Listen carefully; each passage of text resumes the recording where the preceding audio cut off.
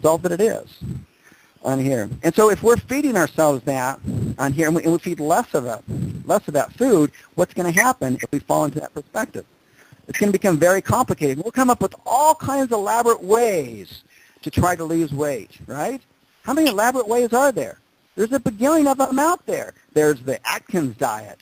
There's the high-protein diet. There's the high-fat diet. There's the South Beach diet. All these elaborate ways to try to figure out how to make reindeer freaking fly, right? It's not working. You got to change perspectives. And when you change perspectives and you look at a new label on food, it just has one item on it of what the food is. Hey, it's just broccoli. Oh, that's it? It's all got one ingredient on it? That's what you want to focus on. If you focus on the whole foods instead of this processed, fruity pebble kind of junky monkey stuff out there, you're just never going to get it on that. The solution is a different perspective. And what happens when I start telling you this right now or start sharing this with you right now? That you got to go for more whole foods on here. And from that perspective, then all the resistance and the limiting beliefs come up. Oh, my God, what am I going to eat? How will I enjoy food again? Food won't taste good anymore.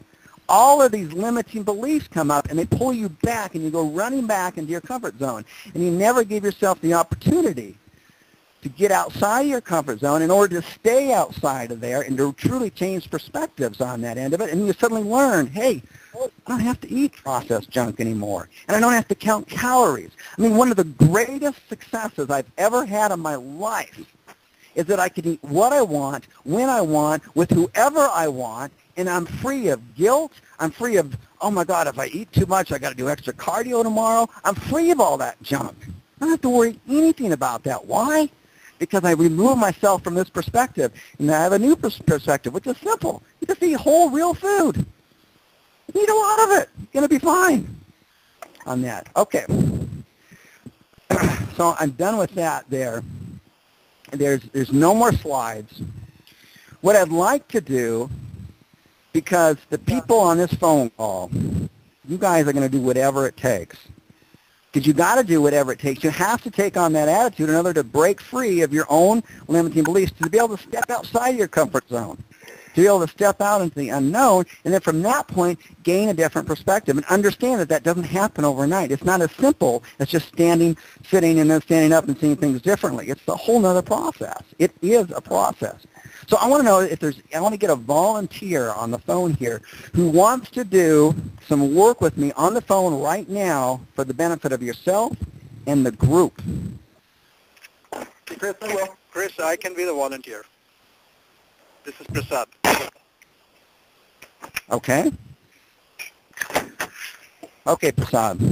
All right, I'm going to ask you some questions, and you may not have the answers right away, and that's okay. That's not what we're looking for on here. Okay? And you may not have the answer, and you may need to kind of talk it out loud with yourselves, and we'll just listen. Okay. Okay? We'll guide you through it on here. So what I'd like you first to do, Prasad, is that I'd like you to think right now, what is your biggest problem or frustration in your life right now? Not a laundry list, but just what is your biggest problem or frustration in any area of your life? Not spending enough time with my children. Good. Not spending enough time with your children. And that's good. That's a specific one on here. And how are you not spending enough time with your children? Can we get more specific with that? Yes. I am a workaholic in the sense I tend to be a perfectionist, and any I want to do the best I can, which means I sometimes take too much time analyzing it and trying to fix it, and that takes away the time that I have allotted for my family, and so the family always becomes second in my pursuit to do things right. Good. And it's good because it's very clear. There's no question that if I said, hey, Prasad right now, one of his challenges that he's facing right now is that he wants to spend more time with his family. He feels that he's a and it draws him away from quality time with his family. I think if I approached 100 people, they'd all know exactly what your challenge is. So it's very clear, and that's important. It can't be something like, oh, I just want to feel good. That means different things to different people. Now, let's take that and just throw a how in front of it for me. State your problem and put a how in it. In other words, how will I, and you finish it, how will I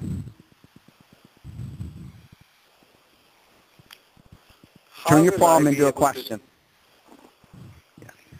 Go ahead. How will I, should it be how will I, or can I say how can I change? Either way, either way. Okay. What do I need to change to be able to spend more time with my family? How can you spend more time with your family? Okay. And we're talking about your kids, right? Yes. How can you spend more time with your kids? Okay, good. All right.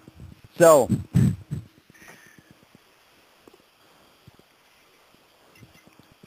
what do you need to do right now to achieve that result? Name one thing that you can do right now to achieve that result.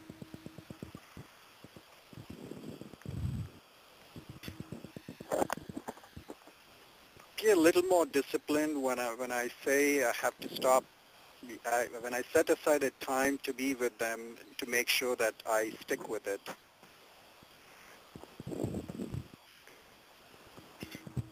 Be more specific.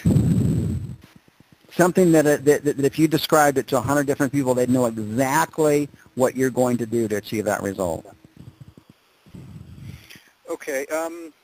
Usually I have it on my calendar to spend dinner time with them every single night and spend about an hour with them during the dinner and after dinner. So usually it's between 7 to 8 o'clock. And I do have some conference calls or phone calls or some business meetings that get extended. And it's always, I can always do that later. I can spend time with them later on, 8:30, 9 o'clock. So it always gets pushed back. And before you know it, they have homework, they go to bed, and so it never happens. So it seems to be a trend that I need to break through. And more disciplined when something else comes along the line. I need to be able to say, no, this is my family time. I cannot do this. We need to push it to tomorrow. So that discipline is what is lacking.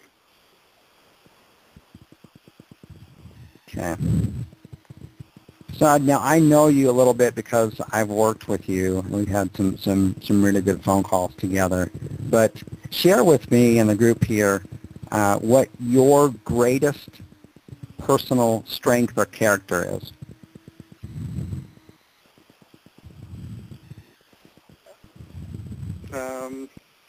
Say that again, Chris. This greatest what? What is your greatest personal strength, your greatest personal characteristic? What's one thing about you, and everyone's got at least one thing that you're really strong about, that you're really good at? I think I'm very creative. That's a quality, but I don't know if that's what you're asking me. Help me through, is that what you are looking for? No, I'm not looking for anything. The answer is you have on here. So one of your greatest strengths, is one of your greatest strengths being creative? Yes.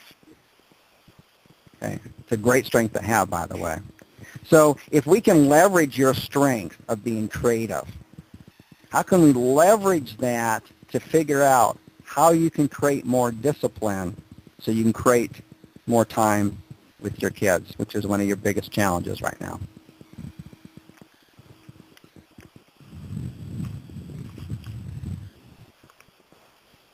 One thing, as you mentioned, I think I perhaps need to change the perspective because I cannot address the limiting beliefs that I have within the same perspective I have. And that is changing my perspective and priority and thinking, what's more important to me is can my children wait? I mean, what I'm saying is in 2 or 3 years they'll be off to colleges, so I'll never get a chance to spend any more time with them once they're off to college. But whereas a business meeting, if it is not done this evening, I can always do it tomorrow or the day after tomorrow, but I can never. So I think I need to change my perspective here and understand what the priority is and